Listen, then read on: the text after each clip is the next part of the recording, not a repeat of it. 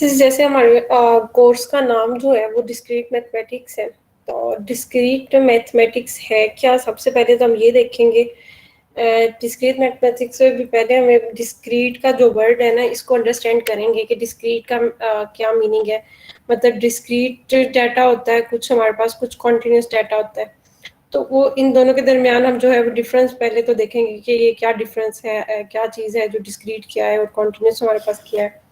उसके बाद हम सेट्स की जो है वो सेट्स के बारे में कुछ नोटेशंस और सेट्स के कुछ ऑपरेशंस, कुछ प्रॉपर्टीज वो हम डिस्कस करेंगे। सेट है क्या ये भी हम डिस्कस करेंगे, और डिफरेंट टाइप्स जो है वो सेट्स की डिस्कस करेंगे। उसके बाद हम जो है वो वेन डायग्राम की हेल्प से जो है वो डिफरेंट सेट्स के जो ऑपरेशंस हैं उनको देखेंगे, और ये भी देखेंगे कि वेन डायग्राम बनाते कैसे हैं, और फिर वो डिफरेंट ऑपरेशंस भी देखेंगे कि उनकी वेन डायग्राम हमारे पास किस तरह की बनेगी। तो सबसे पहले जो चीज़ है जो हमें पता होनी चाहिए वो तो ये है कि हमारे पास ये डिस्क्रीट नंबर्स है क्या। आप लोगों में से कोई मुझे बता सकता है कि डिस्क्रीट नंबर और कॉन्टिन्यूस नंबर्स के बारे में आपको कोई इसका कोई डिफरेंस आपको पता है इससे पहले? डिस्क्रीट एक्चुअली जो होल नंबर्स होते हैं और कंटिन्यू जिसमें डेसिमल नंबर्स भी इंक्लूड हो जाते हैं। जी, उमर आपने बहुत अच्छा आंसर दिया है। डिस्क्रीट नंबर एग्जैक्टली हमारे पास जो है वो होल नंबर्स या इंटीजर्स या नेचुरल नंबर जो हमारे पास है, या ये हमारे पास सारे के सारे जो है वो डिस्क्रीट नंबर्स हैं। क्योंकि अगर हम वन के बाद फौरन देखें तो वन के बाद फौरन हम नेक्स्ट अगर बता नंबर जो है वो हम बता सकते हैं वो कौन सा टू है। लेकिन अगर हम रियल नंबर्स की तरफ मूव कर जाएं तो रियल नंबर्स में हमारे पास क्या होता है कि रियल नंबर जो है वो डिस्क्रीट नहीं है, वो कॉन्टिन्यूस है। क्योंकि वन और टू के between infinite many real number जो है वो होते हैं। हम ये नहीं बता सकते कि वन के फौरन बाद कौन सा नंबर आएगा। ये 1.0000001 जितने मर्जी हम जीरो लगा सकते हैं, तो लेकिन वो हमें एग्जैक्टली हम नहीं बता सकते कि वन के फौरन बाद कौन सा नंबर आएगा। तो रियल नंबर की अगर हम बात करें तो वो कॉन्टिन्यूस की सेंस में आएगा, और अगर हम नेचुरल नंबर्स, होल नंबर्स या इंटीजर्स की बात करें तो ये हमारे पास जो है वो डिस्क्रीट नंबर्स है। ठीक है, तो सबसे पहला तो डिफरेंस हमारे पास ये है कि डिस्क्रीट हमारे पास ये, हम डिस्क्रीट नंबर्स को डील करेंगे। ठीक है, तो अब हमारे पास उसके अलावा इसमें डिस्क्रीट में हमारे पास जो है डिस्टिंक्ट और अनकाउंटेड अनकनेक्टेड एलिमेंट्स, वो हमारे पास जो है ये वो वही चीज़ के हम जो भी बात कर रहे थे कि वन के बाद फौरन हमारे पास टू आ रहा है, तो ये हमारे पास इस तरह के जो हमारे पास नंबर्स है वो डिस्क्रीट है। ठीक है, अब discrete mathematics is the collection of mathematical topics that examine and use finite और काउंटेबली इनफाइनाइट मैथमेटिकल ऑब्जेक्ट्स। अब ये फाइनाइट और काउंटेबली इनफाइनाइट का जो कंसेप्ट है ये हम लेटर ऑन डिस्कस करेंगे। सेट्स की कुछ प्रॉपर्टीज हैं, जब हम फंक्शंस वगैरह डिस्कस करेंगे तो उसमें हम देखेंगे कि काउंटेबली इनफाइनाइट क्या होते हैं।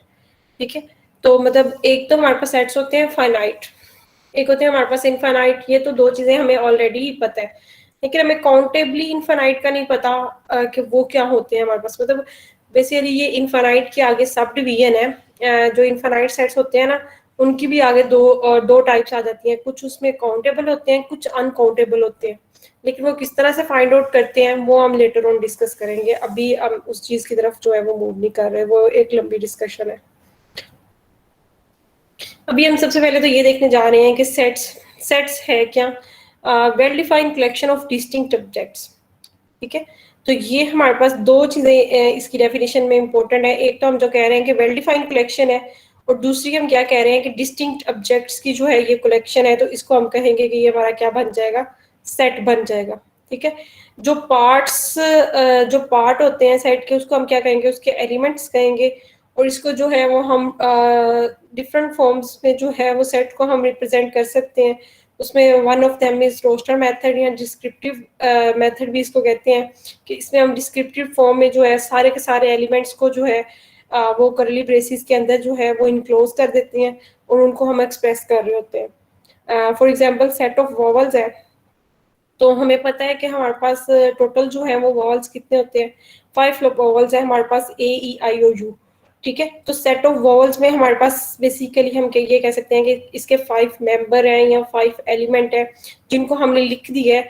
तो ये हमारे पास क्या बन गए हैं, उसके उसकी डिस्क्रिप्टिव फॉर्म या रोस्टर मेथड जो है वो सेट को एक्सप्रेस करने का हो गया। इसी तरह अगर हम प्राइमरी कलर्स को देखना चाहें तो प्राइमरी कलर हमारे पास 3 होते हैं, रेड, ब्लू एंड येलो। ठीक है। तो ये भी एक सेट है, मतलब हमने इसको वेल डिफाइन किया है कि हम कौन सी टाइप ले रहे हैं। ये नहीं हम कह रहे कि सेट ऑफ ऑल कलर्स नहीं हम यहाँ पर ले रहे हैं, हमने सिर्फ प्राइमरी कलर्स का है।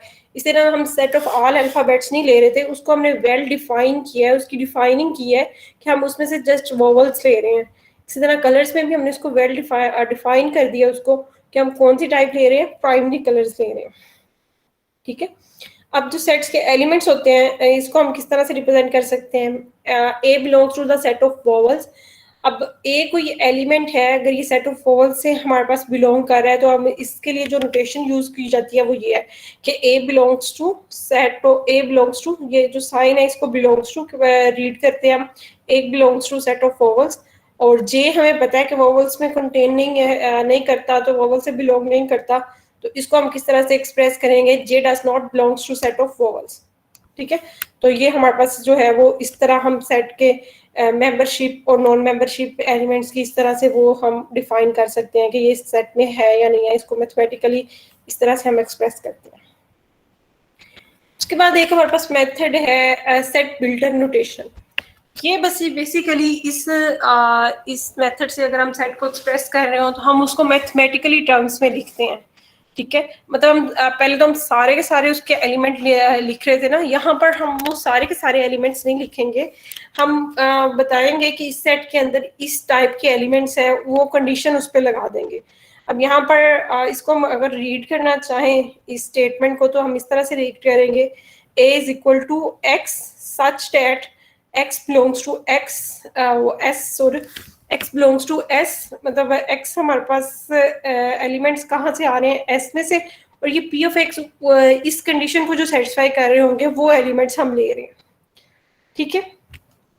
इसकी एग्जांपल से देखते हैं, वहां से आपको जो है वो ज्यादा ये क्लियर हो जाएगा। ये हमने एक एग्जांपल ले ली है x, जिसमें हमने एलिमेंट्स जो है वो लिए हैं 2, 4, 6, 8, 10। अगर हम देखें तो ये हमने इवन नंबर्स ले लिए हैं।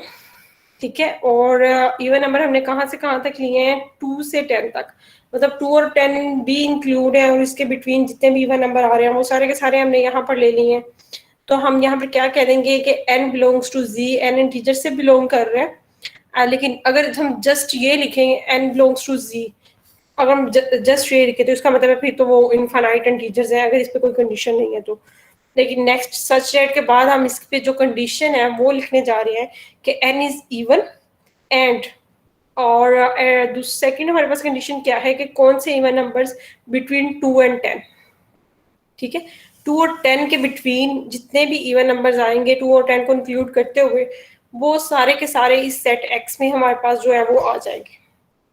ठीक है। अब यहाँ पर अगर हम कोई इन दोनों में से कोई एक कंडीशन जो है वो मिस कर देते तो फिर भी हमारे लिए प्रॉब्लम थी। क्यों प्रॉब्लम थी, अगर हम n को इवन ना कहते तो 2 और 10 के बिटवीन तो ऑड नंबर्स भी आ रहे होते, फिर तो यहाँ पर 3 भी आता, 5 भी आता, 7 भी आता, 9 भी आता, लेकिन वो नहीं है। तो इसका मतलब है कि ये कंडीशन भी इम्पोर्टेंट है कि n जो है वो इवन है, और सेकेंड कंडीशन जो है वो भी इम्पोर्टेंट है कि कौन से इवन नंबर ले रहे हैं, 2 और 10 के बिटवीन वाले जो है वो इवन नंबर्स आ रहे हैं।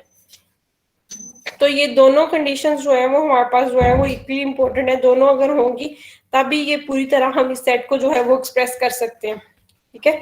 तो अब हमारे पास ये चीज आपको अंडरस्टैंड होगी, ये जो इसकी यूज की गई है set builder notation in even numbers के लिए। जी। अच्छा, अब नेक्स्ट कुछ स्टैंडर्ड्स हम लोग सिंबल्स जो है वो यूज करते हैं उनको हम देख लेते हैं। सबसे पहले हमारे पास जो है वो नेचुरल नंबर के लिए हम n यूज करेंगे, और नेचुरल नंबर्स को हम जो है वो पॉजिटिव इंटीजर्स भी कह सकते हैं। ठीक है। z हम यूज करते हैं सेट ऑफ इंटीजर्स के लिए, और z प्लस z के अगर हम ये सुपरस्क्रिप्ट में प्लस लिखते हैं तो इसका मतलब होता है positive integers, means just positive integer जो कि नेचुरल नंबर के इक्वल है वो हम ले रहे हैं। और अगर हम z स्टार लिख रहे हैं तो इसका मतलब है set of all non negative integers इसमें आ रहे होते हैं। अगर हम सॉरी नॉन जीरो इंटीजर्स इसमें आ रहे होते हैं, अगर हम नॉन जीरो इंटीजर्स कह रहे हैं तो इसका मतलब ये है कि पॉजिटिव इंटीजर्स भी हैं, नेगेटिव भी हैं, जस्ट जीरो को हमने इसमें से एक्सक्लूड किया है, ठीक है, set of non zero integers में। अब ये तीन चार डिफरेंट डिफरेंट चीजें हैं, इनको आप लोगों ने ना मिक्स नहीं करना। एक तो हम होता है सेट ऑफ पॉजिटिव इंटीजर, वो तो पूरे के पूरे इंटीजर्स होते हैं। वो सेट ऑफ इंटीजर्स में हमारे पास पूरे का पूरा सेट ऑफ इंटीजर्स होता है, और पॉजिटिव में जस्ट पॉजिटिव है, ना जीरो है ना नेगेटिव है, ठीक है। और थर्ड थिंग जो है वो है नॉन जीरो इंटीजर्स की, इसमें जस्ट जीरो को एक्सक्लूड किया है, बाकी पॉजिटिव नेगेटिव सारे के सारे इंटीजर्स आ रहे हैं। और जो फोर्थ है वो मेरे पास यहाँ पे मिस हो गई है, लेकिन वो मैं आपको बता देती हूँ। उसमें हमारे पास होता है set of non negative integer. Non negative लिखा हो, पॉजिटिव लिखा हो और नॉन जीरो लिखा हो, तो ये तीनों डिफरेंट है। नॉन नेगेटिव अगर हम कह रहे हैं तो इसका मतलब है पॉजिटिव भी है और उसके अंदर जीरो भी इंक्लूड है, ठीक है। लेकिन अगर पॉजिटिव लिखा है तो उसमें जस्ट पॉजिटिव ही है, और अगर सिर्फ नॉन जीरो लिखा है तो पॉजिटिव नेगेटिव सारे हैं, ओनली जीरो को एक्सक्लूड किया हुआ है। तो ये चार जो है, ये जो स्टेटमेंट्स यूज की जाती हैं, इन चारों का जो है वो डिफरेंस आप लोगों को क्लियर होना चाहिए कि किसमें हमारे पास कौन सी कैटेगरी आ रही है, ठीक है। सबसे ज्यादा जो कंफ्यूजन जो है वो नॉन नेगेटिव में स्टूडेंट करते हैं, तो नॉन नेगेटिव में जीरो को इंक्लूड करना है, जस्ट नेगेटिव नंबर्स को हम जो है वो एक्सक्लूड कर रहे हैं, जीरो भी इंक्लूड है, पॉजिटिव भी इंक्लूड है, ठीक है। इसी तरह सेट ऑफ रैशनल नंबर्स के लिए भी हम यूज कर लेंगे, यही चार चीजें रैशनल के लिए भी हम यूज कर सकते हैं, क्योंकि जीरो भी हमारा रैशनल नंबर होता है, तो उसके लिए भी हम नॉन जीरो रैशनल नंबर्स लिख सकते हैं। इस तरह रियल नंबर्स के लिए भी हम लिखेंगे, और कॉम्प्लेक्स के लिए भी सेम यही चीजें हैं कि नोटेशंस इसी तरह से आएंगी। उस पर स्टेरिक आ जाएगा नॉन जीरो पे, और अगर हम पॉजिटिव ले रहे हैं तो उसके हम सुपरस्क्रिप्ट में पॉजिटिव डाल देंगे,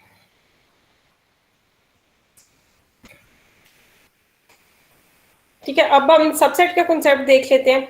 सबसेट में हमारे पास क्या है, अगर कोई दो हमने सेट लिए हैं तो उनको कंपेयर करने के लिए जो चीज हम यूज करते हैं वो सबसेट का कॉन्सेप्ट यूज करते हैं। हम कहते हैं कि x जो है वो हमारे पास y का सबसेट है या नहीं है, इस चीज को हम लोग चेक करना चाह रहे हैं। तो इसके लिए हमें क्या करना पड़ेगा कि अगर तो x के सारे एलिमेंट y के अंदर कंटेन कर रहे हैं, तो फिर हम क्या कह देंगे कि x is a subset of y, otherwise x is not a subset of y।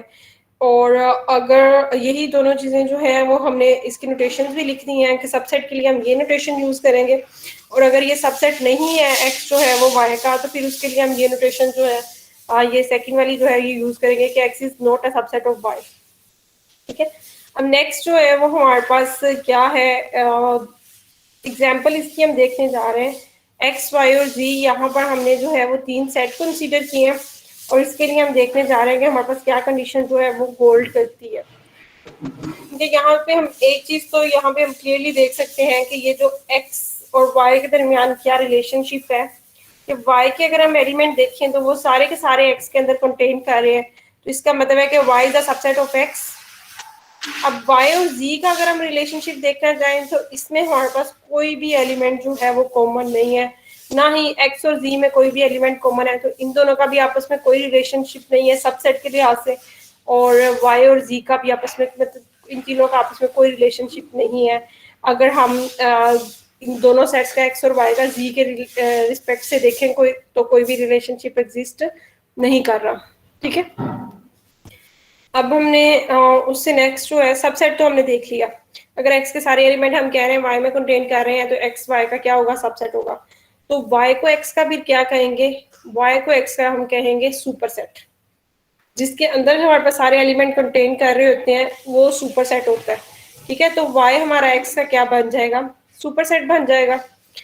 और अब प्रॉपर सबसेट, आप लोगों में से कोई बता सकता है कि प्रॉपर सबसेट क्या होता है। सबसेट तो हमने देख लिया, वो हमने कहा जी उसके सारे एलिमेंट कंटेन करने चाहिए। तो प्रॉपर सबसेट के लिए क्या कंडीशन होती है, याद है किसी को?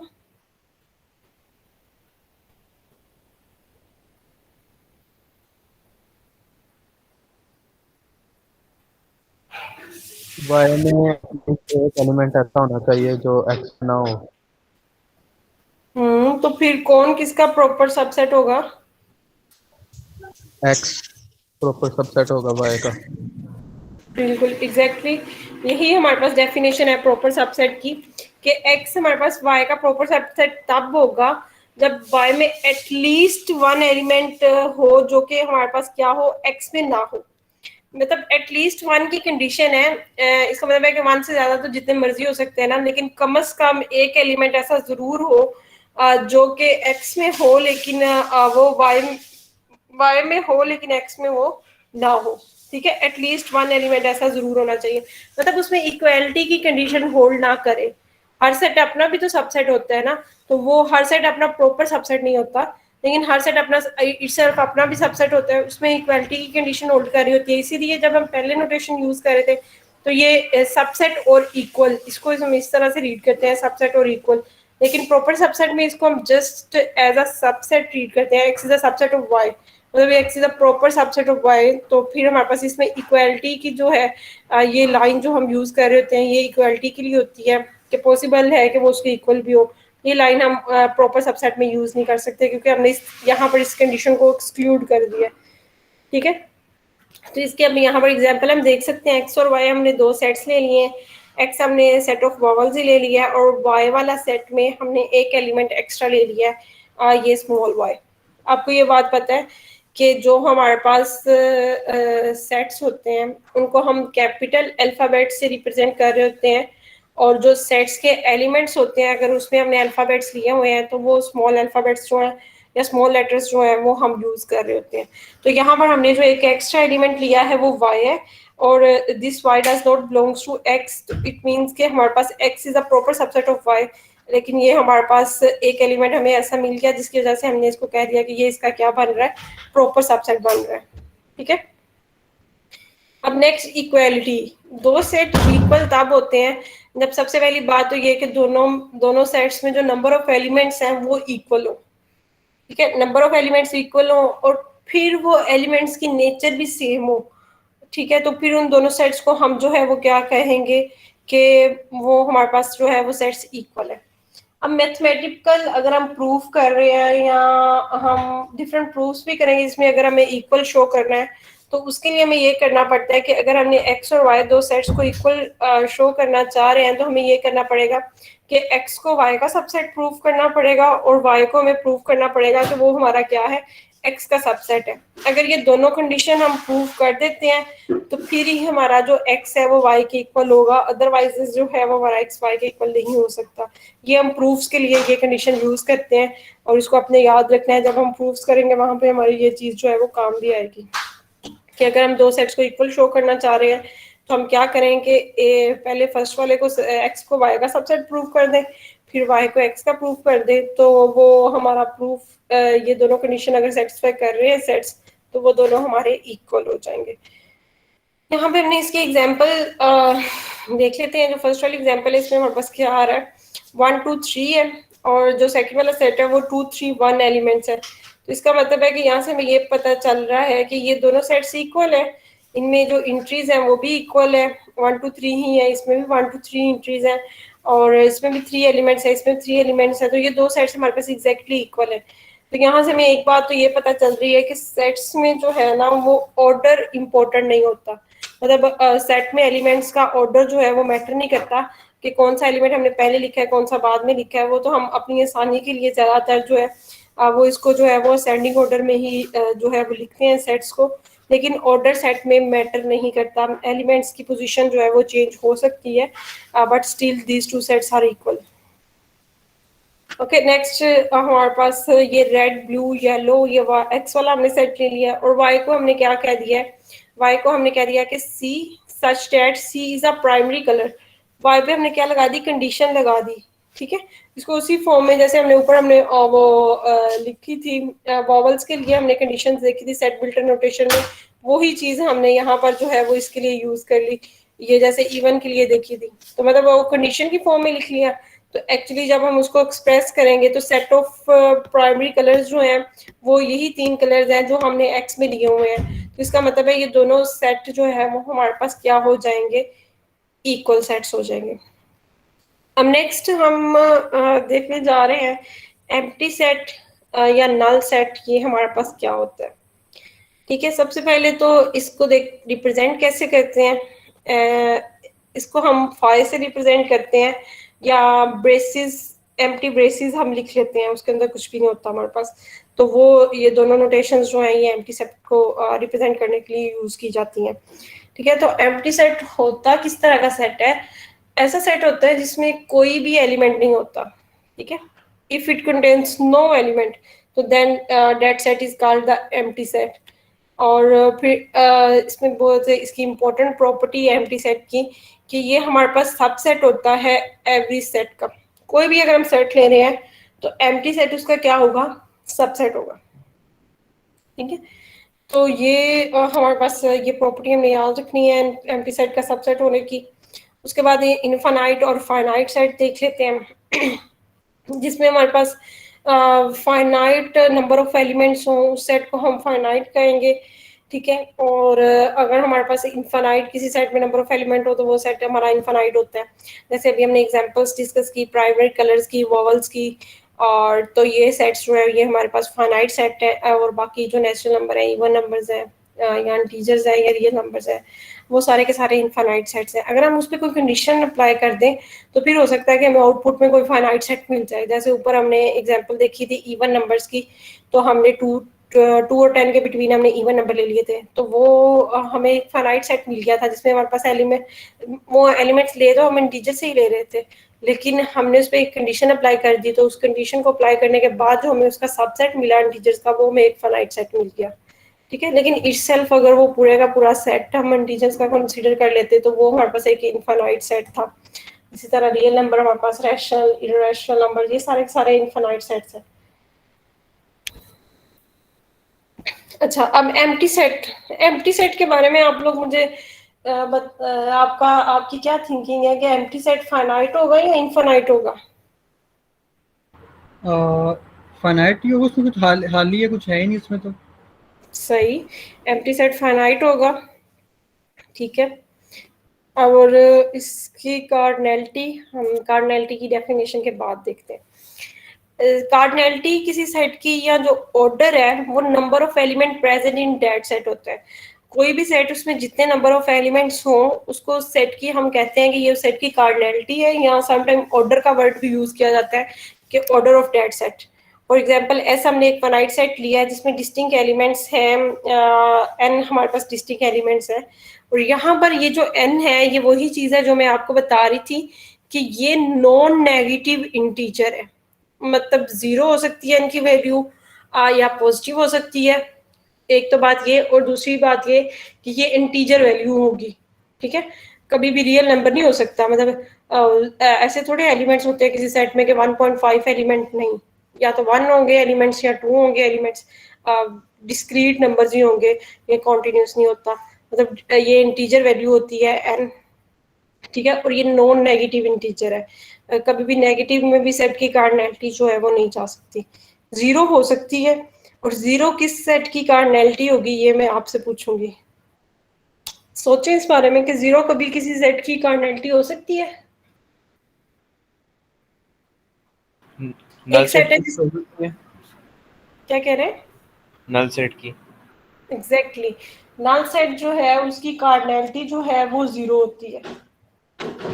ठीक है, क्योंकि उसमें कोई भी एलिमेंट नहीं है, तो 0 उसकी कार्डिनैलिटी होगी। और अगर किसी सेट में हमारे पास यहाँ पर जैसे ये सेट ऑफ प्राइमरी कलर्स ले रहे थे तो इसमें 3 प्राइमरी कलर्स हैं, तो इसकी कार्डिनैलिटी हमारे पास क्या आ गई है? 3। ठीक है, नेक्स्ट हम देखते हैं सिंगलटन सेट क्या होते हैं। ऐसा सेट जिसमें सिर्फ एक ही एलिमेंट हो उसको हम सिंगलटन सेट कहते हैं। फॉर एग्जांपल यहाँ पर एच हमने एक सेट कंसीडर किया है इसमें 4 जस्ट 1 एलिमेंट ही है, तो इसका हम जो है वो कार्डिनैलिटी 1 है। ठीक है, ये 4 इसका एलिमेंट है, इसकी लेकिन इसमें एलिमेंट एक ही है, नंबर ऑफ एलिमेंट्स 4 नहीं है। 4 एज अ एलिमेंट यूज हो रहा है, तो इस सेट की जो हमारे पास कार्डिनैलिटी है वो हमारे पास 1 आ जाएगी। तो फिर ये सेट हमारा क्या कहलाएगा? सिंगलटन सेट कहलाएगा। अब पावर सेट, किसी भी सेट का पावर सेट क्या होता है? पावर सेट बेसिकली कलेक्शन होती है। पावर सेट में जो एलिमेंट्स होते हैं ना, पहली बात तो ये कि वो भी सेट्स की फॉर्म में होते हैं। ठीक है, और दूसरी बात ये है कि पावर सेट एक ऐसी कलेक्शन है सबसेट्स की जिसमें हम ऑल पॉसिबल सबसेट कंसीडर करते हैं। इसमें ये दोनों वर्ड्स इंपॉर्टेंट है, ऑल एंड पॉसिबल जितने भी उसके पॉसिबल सबसेट्स हैं वो सारे के सारे पावर सेट के अंदर कंसीडर करते हैं हम लोग, ठीक है। तो इन दोनों चीज़ों को आपने जो है वो याद रखना है कि पावर सेट के एलिमेंट्स की नेचर क्या है और इसमें इसकी डिफाइनिंग क्या है, set of all possible subsets, ठीक है। तो अब यहाँ पर हम प्राइमरी कलर्स लिए हैं, इसके हम ऑल पॉसिबल सबसेट्स फाइंड करना चाह रहे हैं। तो इसके ऑल पॉसिबल सबसेट्स हम किस तरह से फाइंड कर सकते हैं? अच्छा, पहले आप लोगों को पता है कुछ याद है कि पावर सेट की कार्डिनैलिटी कैसे फाइंड की जाती है? पावर सेट की कार्डिनैलिटी के बारे में। Number of subsets. Number of subsets तो ठीक है, लेकिन कोई ऐसा फार्मूला या कोई ऐसी चीज आपको याद है जिससे ऐसी कार्डिनैलिटी फाइंड आउट की जा सके? 2 raised to power n, where n is the number of elements of a set. Yes, n is basically a cardinality of that set, or 2 raised to power n is the cardinality of the power set. Okay, यहाँ पर जो हम set consider कर रहे हैं, axis में कितने elements हैं? 3 एलिमेंट्स है ना, रेड, ब्लू एंड येलो। तो इसके पावर सेट की कार्डिनैलिटी क्या होगी? 8, क्योंकि 2 रेज़ पावर 3 हम लेंगे और वो 8 होता है हमारे पास। अच्छा, अब एम्प्टी सेट, क्योंकि हर सेट का सबसेट है और पावर सेट में हम collection of all possible subsets ले रहे होते हैं, तो इसलिए एम्प्टी सेट भी आएगा और इटसेल्फ भी ये सेट एक्स आएगा, क्योंकि हर सेट अपना भी सबसेट है। तो पहला और आखिरी जो सबसेट हमने लिखा वो तो अंडरस्टूड है। उसके अलावा जो सबसेट हमारे पास आने हैं वो कौन कौन से आने हैं? एक तो सिंगलटन वाले आने हैं और दूसरा 2 के पेयर्स हमने जो है वो देख लिए कि ये हमारे पास आएंगे, जैसे रेड येलो आ जाएगा, ब्लू येलो, रेड ब्लू। तो ये सारे के सारे जो हैं वो हमारे पास इसके सबसेट्स, ऑल पॉसिबल सबसेट्स जो है वो हमने फाइंड कर लिए और ये काउंट आप कर सकते हैं कि ये 8 ही है। इसके अलावा इस एक्स वाले सेट के कोई भी और सबसेट जो है वो पॉसिबल नहीं है, ठीक है। अब ये बात तो होगी। अभी आपको मैंने प्रॉपर सबसेट का कॉन्सेप्ट बताया था, तो आप मुझे बताएंगे कि इस एक्स का यहाँ पे कोई प्रॉपर सबसेट है? ये जो पावर सेट में हम सारे सबसेट्स लिखे हैं, इसमें कोई प्रॉपर सबसेट है एक्स का कि नहीं है? लास्ट वाले के अलावा सारे ही प्रॉपर है। बिल्कुल, लास्ट वाला प्रॉपर नहीं है, बाकी सारे इसके जो है वो प्रॉपर सबसेट बन रहे हैं। अच्छा जी, अब हम यूनिवर्सल सेट को देखते हैं कि यूनिवर्सल सेट हमारे पास क्या होता है।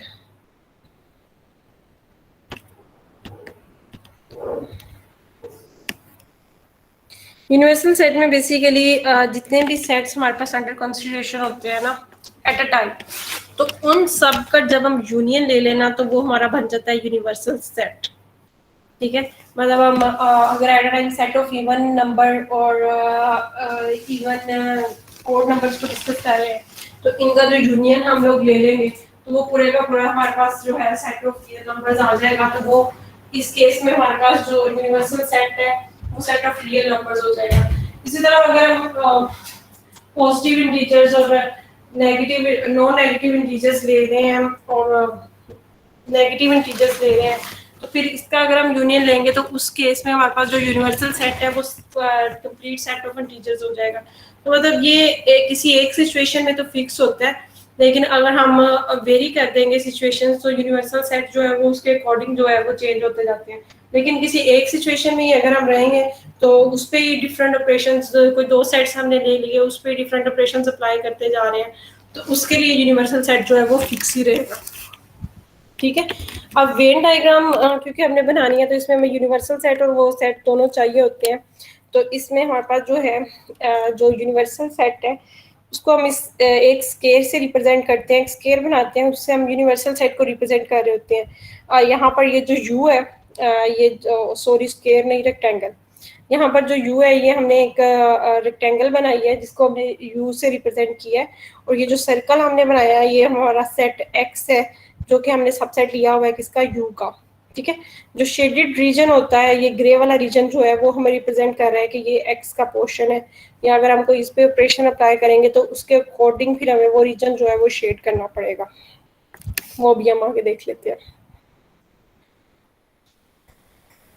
सबसे पहले यूनियन। यूनियन की पहले तो डेफिनेशन देखते हैं, फिर इसकी वेन डायग्राम की तरफ मूव करते हैं। इसके लिए हम लोग जो है यूनियन, अगर हम दो सेट ले रहे हैं एक्स और वाई, तो इसका जो यूनियन है उसमें ऐसे एलिमेंट्स होंगे, इधर इट बिलोंग्स टू एक्स और it belongs to y. X से बिलोंग करे या वाई से, दोनों में से अगर वो किसी एक में भी है तो वो उसके यूनियन में चला जाएगा एलिमेंट। तो इसकी ये जो सेट बिल्टर नोटेशन ये जो यूज की है हमने स्टेटमेंट, ये बहुत इंपॉर्टेंट है कि x union y is equal to x such that, इस ये जो हमारे पास स्लैश होती है इसको हम सच दैट रीड करते हैं, such that x belongs to x और एक्स बिलोंग्स टू वाई। तो यहाँ पर हमारे पास और है, अगर हम इंटरसेक्शन ले रहे होंगे तो डेफिनेशन एग्जैक्टली ये सेम ही रहेगी, जस्ट हमारे पास यहाँ पर एंड आ जाएगा, क्योंकि उसमें हम ऐसे एलिमेंट्स ले रहे होते हैं जो एक्स में भी हो and also contained in Y, then that element contained in their intersection. But in case of union, either it belongs to X or it belongs to Y. In both cases, that element belongs to in the union set. Okay? तो यहाँ पर हम यही चीज़ देख रहे हैं कि ये U हमने एक वो रेक्टेंगल ले ली जो पूरे का पूरा यूनिवर्सल सेट है, और U के हमने दो सबसेट लिए हैं X और Y, और ये जो हमने शेडेड रीजन किया हुआ है ये इसके यूनियन को रिप्रेजेंट कर रहा है। एक्स और वाई का जो यूनियन आ रहा है वो ये पूरा का पूरा शेडेड रीजन है जो कि इसके यूनियन को हमारे पास क्या कर रहा है, रिप्रेजेंट कर रहा है। अब यहाँ पर अगर हम एग्जांपल से देखना चाहें तो यहाँ पर एक्स हमने एक सेट लिया है, एक सेट वाई लिया है, तो दोनों का हमने यूनियन लिया तो हमारे पास एक सेट आ गया।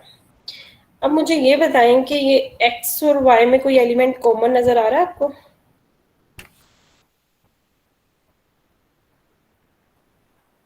जी 5 कॉमन है। 5 कॉमन है, तो फिर इसका ये जो हमने यूनियन वाला सेट लिखा है उसमें हमने 5 को 2 टाइम्स नहीं लिखना चाहिए था? नहीं मिस, एक दफा ही आएगा। क्यों, उसकी क्या रीजन है?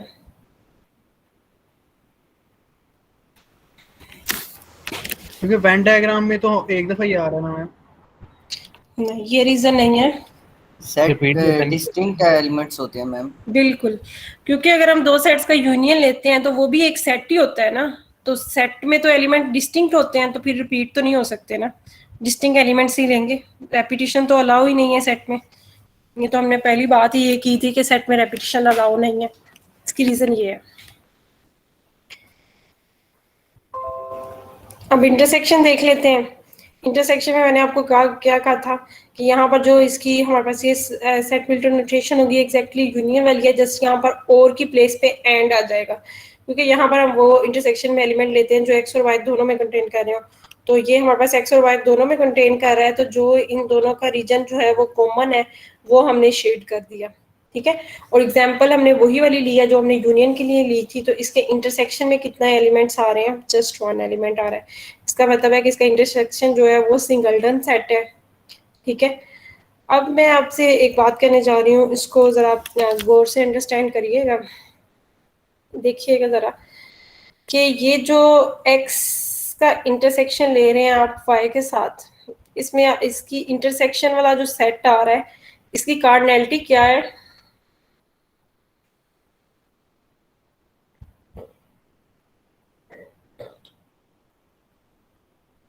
x इंटरसेक्शन y की क्या कार्डिनैलिटी है? 1। x की कार्डिनैलिटी क्या थी? 5। y की 5। और इनके यूनियन की कार्डिनैलिटी क्या आई थी? 9। 9। इसका मतलब है कि ये जो सेट्स हैं इनकी अगर हम कार्डिनैलिटी का सम करें तो जरूरी नहीं है कि यूनियन की कार्डिनैलिटी बन जाए, उसमें से हमें कुछ सब्ट्रैक्ट करना पड़ेगा। क्या सब्ट्रैक्ट किया फिर हमने इसमें से? कोई रिलेशनशिप नजर आ रहा है आपको कार्डिनैलिटी के साथ?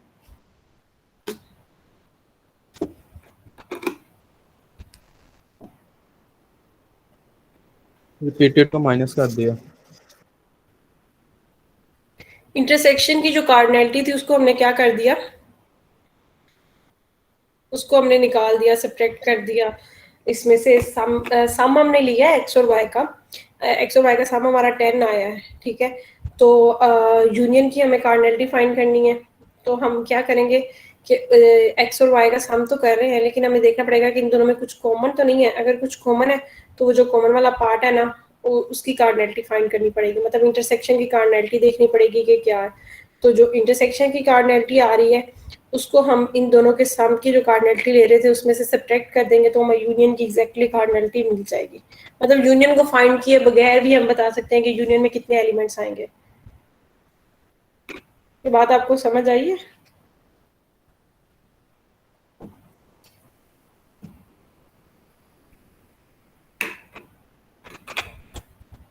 थोड़ी बहुत आई ही है।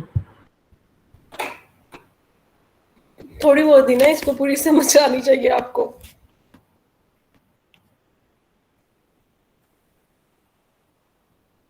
मुझे ऑनलाइन सही तरह समझ नहीं आती है, ऑन कैंपस सही तरह समझ आती है। ऑनलाइन भी समझ आ जाती है अगर समझना चाहें तो। चलो कोई नहीं, नेक्स्ट क्लास तो मैं ऑन कैंपस ही है, थोड़ा सा डिवाइस तब भी करवा दीजिएगा इस सब का। हाँ, ये आप लोग मेरे से पूछ लीजिएगा, अगर आपको ये यूनियन वाला कार्डिनैलिटी की समझ ना आई तो मैं बता दूंगी। अच्छा, ये डिसजॉइंट सेट्स अब देख लेते हैं कि हमारे पास क्या होते हैं। कि अगर हमारे पास दो सेट्स एक्स और वाई हैं तो इनको हम डिसजॉइंट सेट्स तब कहेंगे अगर इनका इंटरसेक्शन एम्प्टी होगा, मतलब इनमें कोई भी चीज कॉमन अगर नहीं है तो ये दोनों सेट्स हमारे पास क्या हो जाएंगे, डिसजॉइंट सेट्स हो जाएंगे। ठीक है, इसका मतलब पहले जो हम एग्जांपल ली थी सेट्स की वो डिसजॉइंट नहीं थे, उसमें हमारे पास एक एलिमेंट कॉमन आ रहा था। ठीक है, बट ये हमारे पास अभी जो हम एग्जांपल देखने जा रहे हैं ये डिसजॉइंट सेट्स हैं। पहले में हमने 1 to 4 ले लिए, दूसरे में हमने 6 to 9 ले लिए। तो इन दोनों का अगर हम इंटरसेक्शन फाइंड करें तो वो क्या है, एम्प्टी है। तो ये दोनों सेट्स जो हैं वो क्या हो जाए, डिसजॉइंट सेट्स हो जाएंगे। ठीक है, अब दो सेट्स का हम डिफरेंस फाइंड करने जा रहे हैं तो वो हमारे पास क्या होगा, x माइनस वाई हमने फाइंड करना है।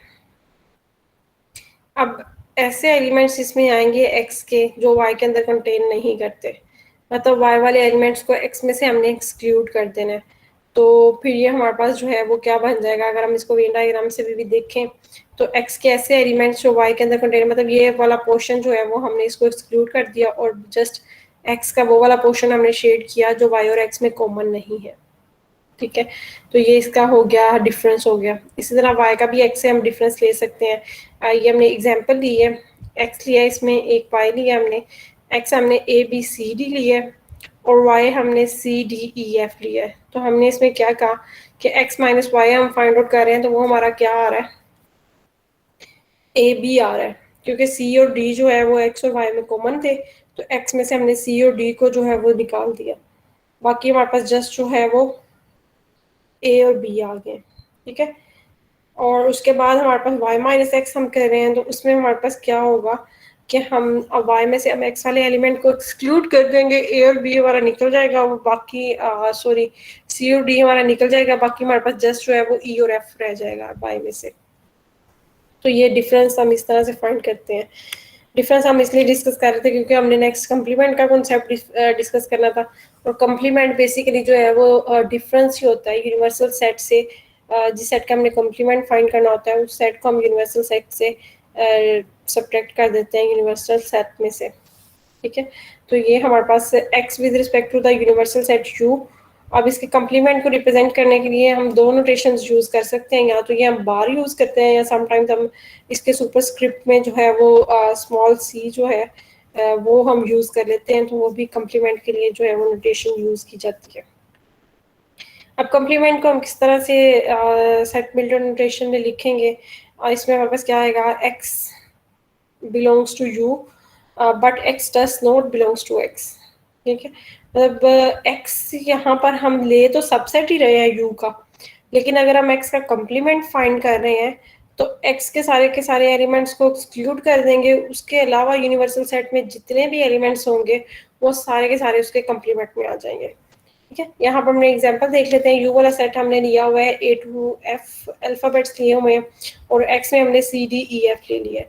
तो अब X का जब हम कम्प्लीमेंट फाइंड करेंगे, अब यहाँ से हम एक बात तो क्लियरली देख सकते हैं कि X is a subset of U, but हमने क्या करना है कि U यहाँ पर हमारे पास यूनिवर्सल सेट है, तो U में से हमने X को जो है वो निकाल देना है, तो बाकी हमारे पास जो एलिमेंट्स बचेंगे वो हमारे पास इसके कम्प्लीमेंट आ जाएगा, जो कि क्या आ रहा है, A and B।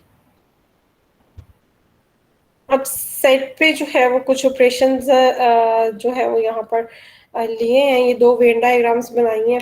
In operations को ज़रा आप गौर से देखें, फिर मुझे बताएं कि आपको ये समझ आ रही है। पहले ये फर्स्ट वाली वेन डायग्राम को देखें, ये x minus y union z वाली, क्या ये आपको समझ आती है? अगर आती है तो फिर मुझे भी थोड़ा सा एक्सप्लेन करके बताएं कि ये ठीक है वेन डायग्राम या नहीं है।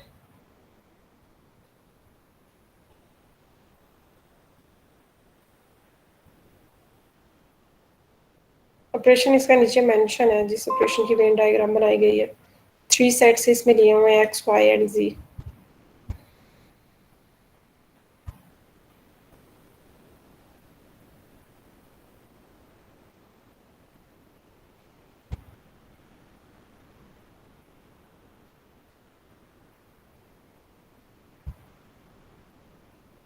फर्स्ट वाली तो ठीक है, वाई और जी के यूनियन को सब्ट्रैक्ट किया हुआ एक्स में से, यानी कि वाई और जी का कोई भी एलिमेंट एक्स में नहीं होगा। पहले उनका यूनियन लिया है और फिर यूनियन लेने के बाद हमने उसको क्या किया है कि एक्स में से सब्ट्रैक्ट कर दिया। अच्छा, पहली वाली तो आप लोगों को समझ आ गई, फिर सेकंड वाली देखें।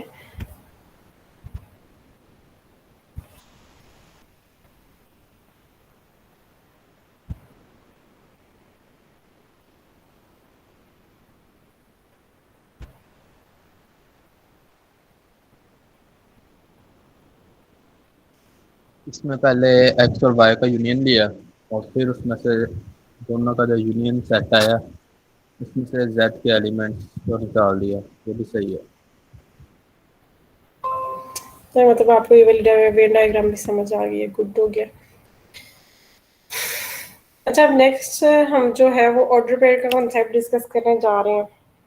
सेट में हमने कहा था कि ऑर्डर एलिमेंट्स का इंपॉर्टेंट नहीं है, 1 2 लिखा हो या 2 1 लिखा हो सेट में तो वो दोनों इक्वल है। लेकिन ऑर्डर पेयर जो होता है इसमें ऑर्डर बहुत इंपॉर्टेंट होता है एक्स और वाई का। ऑर्डर पेयर बेसिकली हमारे पास जो है वो सबसेट होता है कार्टियन प्रोडक्ट का। कार्टियन प्रोडक्ट हमारे पास क्या होता है, से हमने एक्स क्रॉस वाई, ये हमारे पास कार्टियन प्रोडक्ट हम ले रहे हैं, एक्स और वाई दो सेट्स लिए हैं हमने, और इनका कार्टियन प्रोडक्ट जो है इसमें जो एलिमेंट्स की जो नेचर है वो ऑर्डर पेयर की फॉर्म में एलिमेंट्स होते हैं। और जैसे हमने पावर सेट में कहा था कि वो कलेक्शन है ऑल पॉसिबल सबसेट्स की, ऐसे ही जो कार्टियन प्रोडक्ट है ये all possible order pair of two sets. ठीक है, पावर सेट में तो जस्ट वन सेट हमारे पास होता है और उसके हम सारे पॉसिबल सबसेट्स डिस्कस कर रहे होते हैं। लेकिन कार्टियन प्रोडक्ट में हमारे पास जो है वो दो सेट्स हम ले रहे हैं, एक्स और वाई, तो और इनके जितने भी पॉसिबल ऑर्डर पेयर हो सकते हैं वो सारे के सारे कार्टियन प्रोडक्ट के अंदर आते हैं। ठीक है, और इसमें सेकंड थिंग ये है हमारे पास कि अगर हम एक्स क्रॉस वाई ले रहे हैं तो ऑर्डर पेयर का जो फर्स्ट वाला एलिमेंट होगा वो से small x belongs to capital x, और जो सेकंड वाला एलिमेंट होगा that is y belongs to capital y. तो ये बात इंपॉर्टेंट है। और अगर वाई क्रॉस एक्स ले रहे हैं तो फिर हमारा फर्स्ट वाला एलिमेंट जो है वो वाई में से होगा और सेकंड वाला हमारा एक्स में से होगा। तो इसका मतलब है कि एक्स क्रॉस वाई और y cross x these are two different things. ऐसा नहीं है कि हमारे पास एक्स क्रॉस वाई जो है वो हमेशा वाई क्रॉस एक्स के इक्वल नहीं आ सकता। ठीक है, समटाइम्स हो सकता है कि कुछ एलिमेंट्स के लिए वो इक्वल भी हो जाए, लेकिन ओवरऑल जो है हमारे पास Cartesian product of two sets is not commutative, that means x cross y is not equal to y cross x। ये बात बहुत इंपॉर्टेंट है। और उसके बाद हम क्या कह रहे हैं कि अगर हम कोई भी सेट x ले रहे हैं, अगर उसका एम्प्टी सेट के साथ कार्टेशियन प्रोडक्ट लेते हैं तो फिर इसमें हमारे पास कोई ऑर्डर मैटर नहीं करता कि हम x क्रॉस एम्प्टी सेट लें या एम्प्टी सेट क्रॉस x लें, तो ये दोनों एम्प्टी ही आएंगे। ठीक है, इस केस में तो मस्ट इक्वल है, बट इन जनरल जो है ये दोनों इक्वल नहीं होते। इसको हम एग्जांपल से भी देख सकते हैं। यहाँ पर हमने x जो है वो a भी ले लिया है और y जो है वो c d ले लिया है। तो इसमें जो ऑर्डर पेयर्स हमारे पास आ रहे हैं वो देखें, ऑल पॉसिबल ऑर्डर पेयर लिखते हैं। अच्छा, जैसे पावर सेट की कार्डिनैलिटी फाइंड कर सकते थे ना 2 रेज़ टू पावर n से, यहाँ कार्टियन प्रोडक्ट की भी कार्डिनैलिटी हम फाइंड कर सकते हैं। कैसे कर सकते हैं कि पहला सेट देखें, x की कार्डिनैलिटी यहाँ पर क्या है, x में कितने एलिमेंट्स हैं हमारे पास,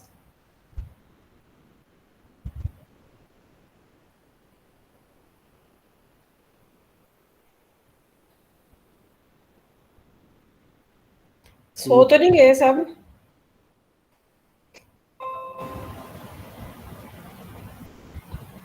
ये जो एक्स वाला सेट आपको नजर आ रहा है एग्जाम्पल में, इसमें कितने एलिमेंट्स हैं ये पूछ रही हूँ। 2 एलिमेंट्स है ना हमारे पास यहाँ पर एक्स में, और जो वाई वाला सेट है उसमें भी 2 एलिमेंट्स हैं। तो अगर इसके कार्टियन प्रोडक्ट की कार्डिनलिटी फाइंड करें तो एक्स और वाई की कार्डिनलिटी का जस्ट प्रोडक्ट होता है, उसका हम प्रोडक्ट फाइंड कर रहे हैं तो हम फाइंड आउट कर सकते हैं कि कितने नंबर ऑफ एलिमेंट्स होंगे कार्टियन प्रोडक्ट में। तो यहाँ पर 2 क्रॉस 2 है तो 4 जो है वो हमारे पास कार्टियन प्रोडक्ट में ऑर्डर पेयर्स होंगे। ठीक है, अब वो ऑर्डर पेयर बना लेते हैं। पहले हम ए ले लेंगे, यहाँ से ए का सी और डी दोनों के साथ ऑर्डर पेयर आ जाएगा, फिर बी का हमारे पास सी और डी दोनों के साथ ऑर्डर पेयर आ जाएगा। तो ये टोटल हमारे पास 4 ऑर्डर पेयर बन गए। ठीक है, यहाँ पर हम जब x क्रॉस y ले रहे हैं तो फर्स्ट वाली एंट्री हम x में से ले रहे हैं, जब y क्रॉस x ले रहे हैं तो ये फर्स्ट वाली एंट्री हम y में से ले रहे हैं, मतलब c और d फर्स्ट पे आएगा और a और b जो है वो एंड पे आएंगे। ठीक है, तो ये हमारे पास जो है वो कार्टियन प्रोडक्ट होता है। और ऑर्डर पेयर को हम कैसे डिफाइन कर सकते हैं? ऑर्डर पेयर को अगर आपने डिफाइन करना हो तो आप ये कह सकते हैं एक लाइन में कि any subset of Cartesian product is called order pair. कि कार्टियन प्रोडक्ट का कोई भी जो सबसेट होता है ना उसको हम ऑर्डर पेयर कहते हैं। ठीक है, और बाकी मैंने सारी चीज़ें आपको एक्सप्लेन कर दी कि उसमें फर्स्ट एलिमेंट कौन से होता है, सेकंड एलिमेंट कौन से होता है, ये सारी चीज़ें ऐसे ही एक्सप्लेन कर दी है मैंने आपको। अब इसके बाद जो है वो कुछ फंडामेंटल प्रॉपर्टीज हैं सेट्स की, इनको हम देख लेते हैं कि ये कौन कौन सी प्रॉपर्टीज हैं। इसमें सबसे फर्स्ट पे जो हमारे पास प्रॉपर्टी है वो है एडेम्पोटेंसी। एडेम्पोटेंसी प्रॉपर्टी हमें ये कहती है कि अगर हमने कोई भी नॉन एम्प्टी सेट हमने एक कोई भी सेट कंसीडर किया है, अगर उसका यूनियन ए के साथ लें या इंटरसेक्शन ए के साथ लें तो वो इटसेल्फ वही सेट आ जाता है। तो इस प्रॉपर्टी को हम कहते हैं एडेम्पोटेंसी। उसके बाद सेकंड हमारे पास जो प्रॉपर्टी है वो है डोमिनेशन लॉ। अब डोमिनेशन हमें क्या बता रहा है? डोमिनेशन हमें ये बताती है प्रॉपर्टी कि अगर हम ए का यूनियन लें यूनिवर्सल सेट के साथ, अगर यूनिवर्सल सेट के साथ किसी भी सेट ए का यूनियन लें तो वो यू ही आ जाएगा। और दूसरी बात ये कि अगर हम इंटरसेक्शन एम्प्टी सेट के साथ लें किसी भी सेट का, ए कोई भी सेट हो सकता है, इवन ए यूनिवर्सल सेट भी हो सकता है, तो उसका जो इंटरसेक्शन अगर एम्प्टी सेट के साथ ले रहे हैं तो वो एम्प्टी ही आएगा। उसके बाद एसोसिएटिव प्रॉपर्टी जो है ये भी सेट में होल्ड करती है।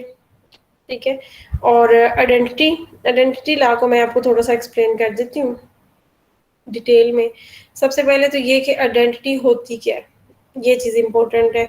आइडेंटिटी एक ऐसा एलिमेंट होता है कि जिसको हम किसी भी एलिमेंट के साथ कोई भी ऑपरेशन यूज हो रहा हो और दोबारा से हमें वही आउटपुट में वही एलिमेंट मिल जाए तो फिर उस एलिमेंट को हम क्या कहते हैं कि वो हमारा आइडेंटिटी एलिमेंट है।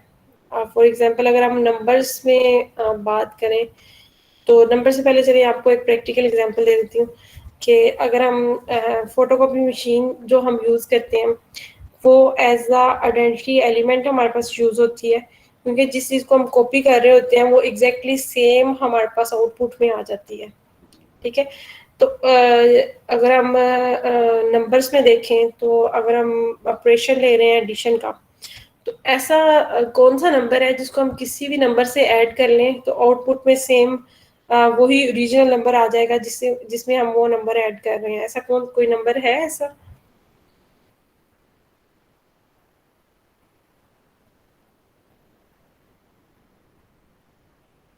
ऐसे किसी नंबर का पता है आपको जिसको हम किसी भी नंबर से ऐड कर दें तो दोबारा वही नंबर आ जाए हमारे पास?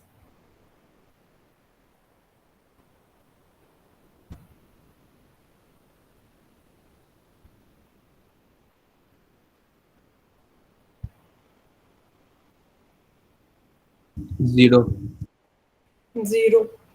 और अगर हम मल्टीप्लिकेशन में देखना चाहें तो मल्टीप्लिकेशन में ऐसा है कोई नंबर?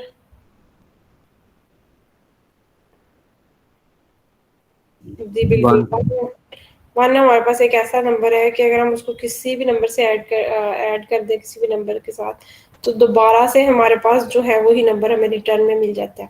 तो इसका मतलब है कि एडिशन में जो हमारे पास आइडेंटिटी है वो क्या है? 0 है, और मल्टीप्लिकेशन में जो हमारे पास आइडेंटिटी है वो 1 है। ठीक है, अब इसी चीज को हम सेट्स के ऑपरेशंस में देखना चाह रहे हैं कि यूनियन और इंटरसेक्शन पे हमारे पास आइडेंटिटीज क्या होती है। अब एम्प्टी सेट एक हमारे पास ऐसा सेट है जिसको हम किसी भी उसके साथ किसी भी सेट के साथ इसका यूनियन ले लें, वही सेट दोबारा हमें आउटपुट में मिल जाएगा। तो ये हमारे पास यूनियन की आइडेंटिटी होगी, ठीक है। और हमारे पास जो है यूनिवर्सल सेट एक ऐसा सेट है जिसके साथ हम किसी भी सेट का इंटरसेक्शन लें तो दोबारा से हमें वही सेट मिल जाता है।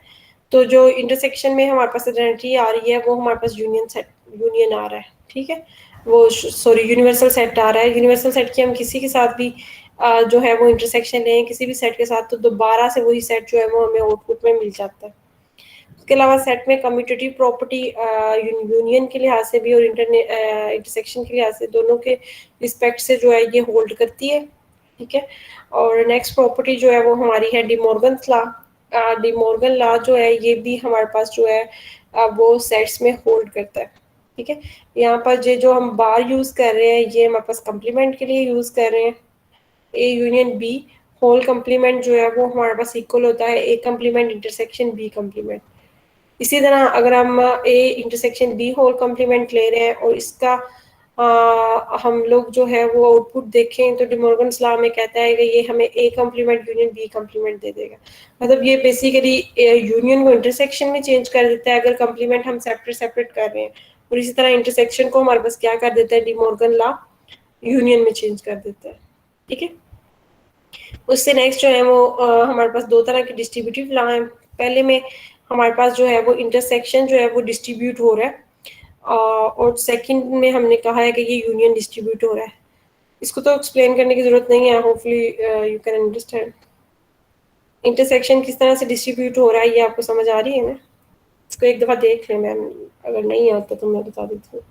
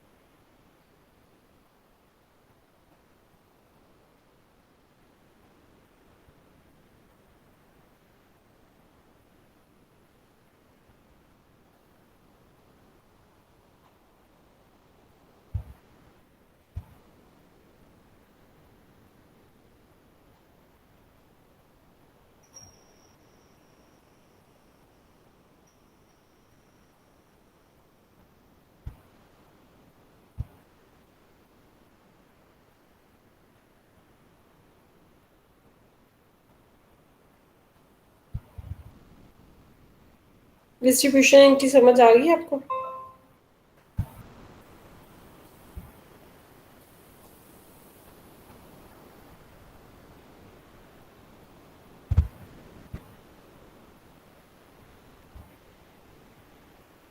चलिए ठीक है, आपको समझ आ गई। तो फिर इसके बाद जो नेक्स्ट वाला लॉ है वो कम्प्लीमेंट का लॉ है हमारे पास। अगर एक सेट हो और उसका कम्प्लीमेंट हो और उन दोनों का अगर हम यूनियन फाइंड करें तो पूरे का पूरा हमारे पास जो है वो यूनिवर्सल सेट आउटपुट में आ जाता है, ठीक है। ये आप लोग खुद भी इसको वेरीफाई भी कर सकते हैं, जैसे हमने पीछे भी कम्प्लीमेंट्स फाइंड किए थे। क्योंकि कम्प्लीमेंट में बेसिकली हम क्या कर रहे होते हैं कि वो जो ए वाला जो सेट है उसको सिर्फ हम पूरे यूनिवर्सल में से निकाल रहे होते हैं, और अगर उसी कम्प्लीमेंट का दोबारा ए के साथ यूनियन ले लेंगे तो क्या बन जाएगा, पूरे का पूरा यूनिवर्सल सेट बन जाएगा।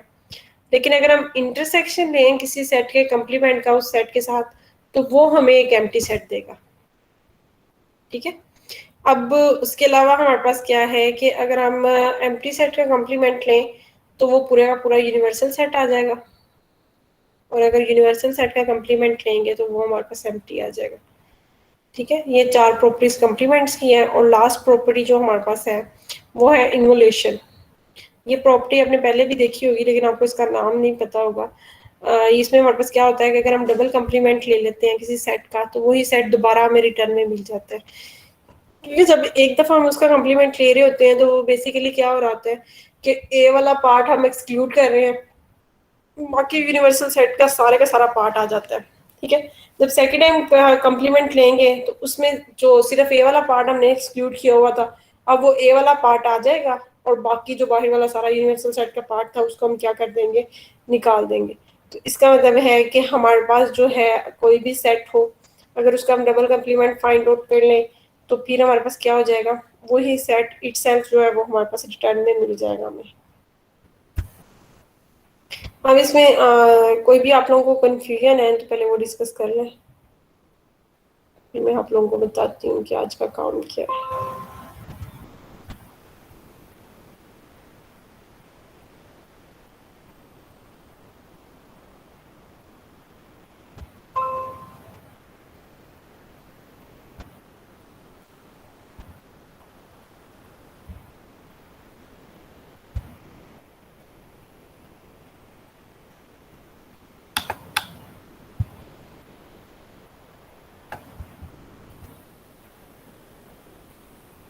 अब्बास हैदर मीटिंग में है अभी।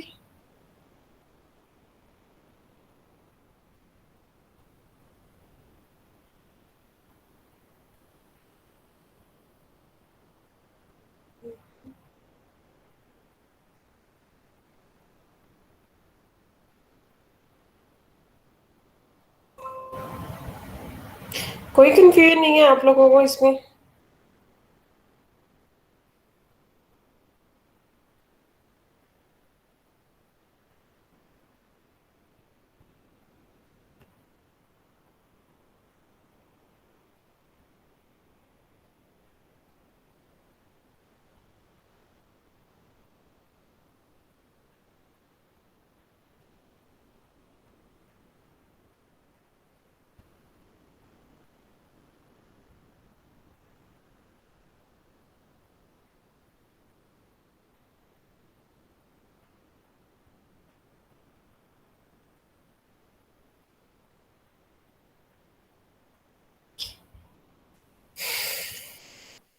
तो जो आज का होमवर्क है वो देख लें, जो आप लोगों ने खुद से काम करना है वो ये आप लोगों ने करना है कि एक तो ये जो जितनी भी फंडामेंटल प्रॉपर्टीज ये सामने आपको नजर आ रही हैं इनकी आप लोगों ने वेन डायग्राम्स बनानी है, और सेकंड आपने पावर सेट फाइंड करना है सेट ऑफ वॉवल्स का।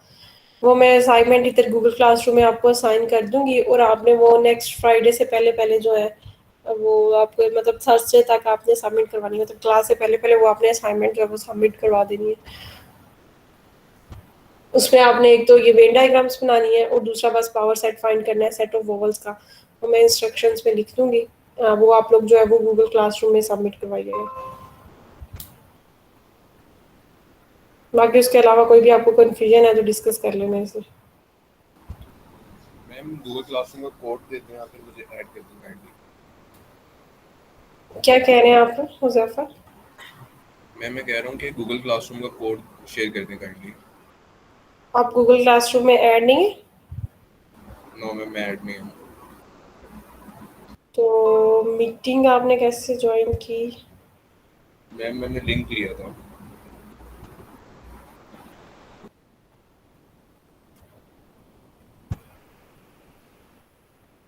अपनी बताएं, ईमेल बताएं। मैम L200922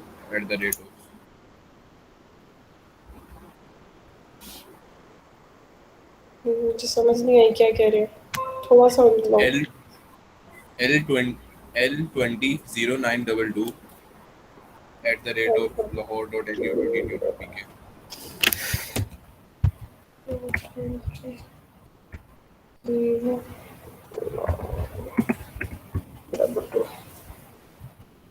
मैंने आपको सेंड कर दिया इनविटेशन। ओह सॉरी सॉरी, मैंने आप ये ना एक्सेप्ट करिएगा, आप तो ए सेक्शन से है ना? Yes ma'am. मैंने आपको बी में ऐड कर दिया, मैं दोबारा कर देती हूँ आपको।